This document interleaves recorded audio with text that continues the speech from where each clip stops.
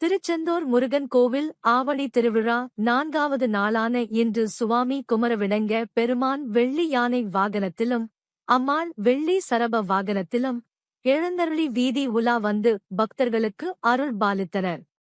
முருகனின் அறுபடை வீடுகளில் 2ஆம் படை வீடான திருச்செந்தூர் அருள்மிகு சுப்பிரமணிய சுவாமி கோவிலில் ஆவணி திருவிழா கடந்த 14 தேதி கொடியேற்றத்துடன் கோலாகலமாக தொடங்கியது.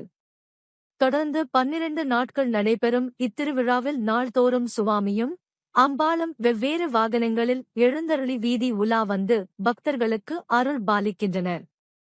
இந்த நிலையில் 4ஆம் திருநாளான இன்று அதிகாலை 4 மணிக்கு கோவில் நடை திறக்கப்பட்டது.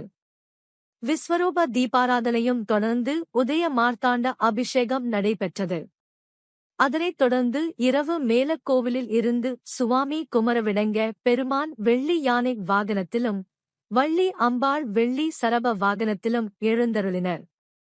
தொடர்ந்து சுவாமி மேள தாளமுழங்க உள்மாட வீதி 4லும் ரதவீதி 4லும் வீதியுலா வந்து பக்தர்களுக்கு அருள் பாலித்தனர்.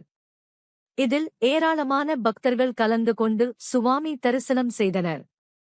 சுவாமி வீதி உலா வருவதையொட்டி பக்தர்கள் வீதிகள் தோறும் வண்ண வண்ண கோலமிட்டு சுவாமிக்கு வரவேற்பளித்தனர்.